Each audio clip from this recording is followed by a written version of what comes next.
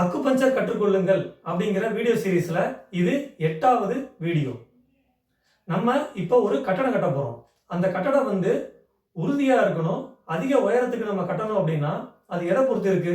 அதோட அஸ்திவாரத்தோட தன்மையை பொறுத்து இருக்கு. அந்த அஸ்திவாரம் எவ்வளவு ஸ்ட்ராங்கா இருக்கோ அந்த அளவுக்கு அந்த கட்டடம் உயரமாகவும் கட்ட முடியும், ஸ்ட்ராங்காகவும் கட்ட முடியும். அதே மாதிரி நீங்க அக்குபஞ்சர் சிகிச்சை முறையை நல்லா கத்துக்கணும் அப்படின்னாலும் அல்லது நீங்க ஒரு சிறந்த அக்குபஞ்சர் சிகிச்சையாளராக மாறணும் அப்படின்னாலும் நீங்க எதுல ஸ்ட்ராங்கா இருக்கணும் அப்படின்னா அக்குபஞ்சரோட அடிப்படை கோட்பாடுகள் அதுல நீங்க ஸ்ட்ராங்கா இருந்தா மட்டும்தான் ஒரு சிறந்த அக்குபஞ்சர் நிபுணரா மாற முடியும். இந்த அக்குபஞ்சரோட அடிப்படை கோட்பாடுகளை கவர்னிங் பிரின்சிபல்ஸ் அப்படின்னு சொல்லுவாங்க. இதுல நீங்க எந்த அளவுக்கு நீங்க கிளியராகவும் ஒரு எக்ஸ்பர்டைஸோட இருக்கீங்களோ அந்த அளவுக்கு தான் நீங்க அதை டீப்பா கத்துக்க முடியும். அக்குபஞ்சரை நீங்க ஆழமாக கற்றுக்கொள்ள முடியும். இப்போ இந்த அக்குபஞ்சரோட அடிப்படை கோட்பாடுகள், அதாவது அடிப்படை தத்துவங்கள் பார்த்தீங்கன்னா 4 தத்துவங்கள் இருக்கு. 4 முக்கிய தத்துவங்கள் அதை அஸ்திவாரமா வச்சுதான் இந்த அக்குபஞ்சருங்கிற அந்த மருத்துவ முறை எழுப்பப்பட்டிருக்கு. அஸ்திவாரம் சரியில்லை அப்படின்னா அந்த கட்டடம் ஆட்டங்காண ஆரம்பிச்சிடும். இந்த 4 கோட்பாடுகள்ல ஃபார் எக்ஸாம்பிள் பார்த்தீங்கன்னா இன் யாங் தியரி அப்படின்னு ஒரு கோட்பாடு ஒன்று இருக்கு. இன் யாங் தியரி அப்படிங்கிறது அக்குபஞ்சரோட 3வது கோட்பாடு. இன் யாங் அப்படிங்கிறது வேற ஒன்றும் இல்லை, 2 விதமான விசைகள், ஃபோர்சஸ், சக்திகள். இன் யாங் அப்படிங்கிறது இரட்டை சக்திகள். இந்த 2 விதமான சக்திகள்லாம் பார்த்தீங்கன்னா மனித உடம்பை இயக்கிக்கிட்டு இருக்கு. இந்த 2 விதமான சக்திகள் எப்படி அமைஞ்சிருக்கு அப்படின்னா ஒண்ணுக்கொன்று சமமாகவும் எதிரெதிர் திசையில செயல்படக்கூடியதாகவும் ஒண்ணுக்கொன்று உதவி செஞ்சுக்கிட்டே இயங்கக்கூடியதாகவும் அமைஞ்சிருக்கு. இது மனித உடம்புல மட்டும் இல்ல, இந்த பிரபஞ்சத்துல எந்த பொருள் எடுத்துக்கிட்டாலும் சரி, சாதாரண ஒரு ஜட பொருள் எடுத்துக்கிட்டாலும் சரி அல்லது எந்த ஒரு உயிரினத்தை எடுத்துக்கிட்டாலும் சரி, இந்த பூமியோ பிரபஞ்சமோ மனித உடம்போ இந்த 2 விதமான சக்திகள் ஒண்ணுக்கொண்ணு இணைஞ்சு இயங்குறதா பாத்தீங்கன்னா இந்த இன் யாங் தியரி.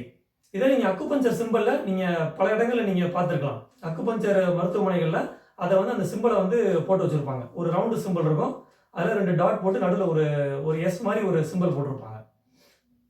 இந்த 2 விதமான ஃபோர்ஸை பார்த்தீங்கன்னா நீங்கள் புரிஞ்சுக்கிறதுக்காக ஈர்ப்பு விசை, விலக்கு விசை அப்படின்னு நீங்கள் ஒரு சிம்பிளாக மைண்டில் ஒரு கான்செப்டாக வச்சுக்கலாம்.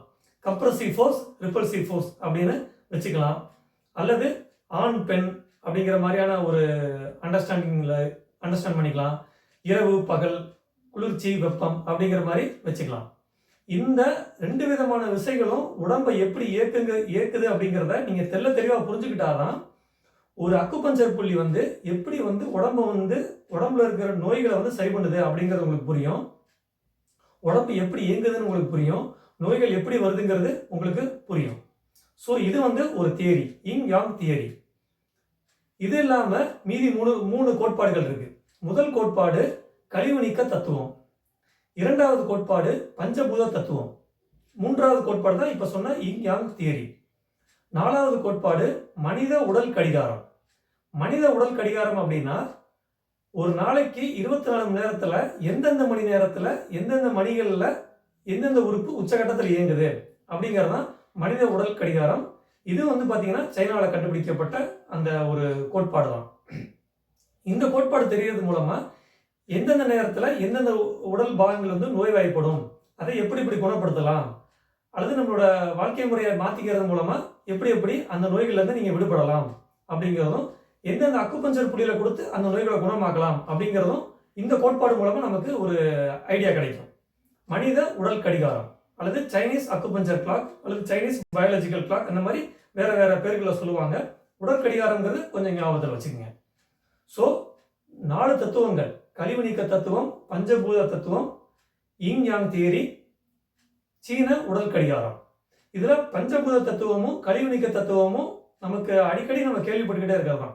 இப்போ நீங்க யூடியூப் வீடியோஸ்ல பாத்தீங்கன்னா நிறைய பேர் பேசிக்கிட்டே இருப்பாங்க. கழிவு நீக்க தத்துவத்தை பத்தி நிறைய பேர் பேசிக்கிட்டே இருப்பாங்க. உங்களை நிறைய பேருக்கு கழிவுகள்னாலதான் நோய் உண்டாகுது, கழிவுகள் வெளியேறும் போது நோய்கள் குணமடையுது அப்படிங்கிறது கொஞ்சம் காமனா தெரியும். நம்மளால அந்த தத்துவத்தை கொஞ்சம் சுலபமா பார்ப்போம். பஞ்சபூத தத்துவங்கிறது இதுக்கு முன்னாடி சில வீடியோக்கள்லாம் நான் போட்டிருக்கேன்.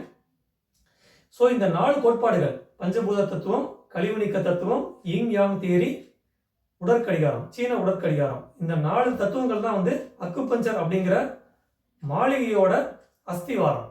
ஸோ இதை நீங்கள் தெளிவாக புரிஞ்சு வச்சுக்கணும். இதை வந்து பார்த்தீங்கன்னா இந்த அக்குபஞ்சர் தத்துவங்களோட அடிப்படை கோட்பாடுகளோட ஒரு சிறிய அறிமுகம். அடுத்து ஒரு நல்ல வீடியோவில் சந்திப்போம்.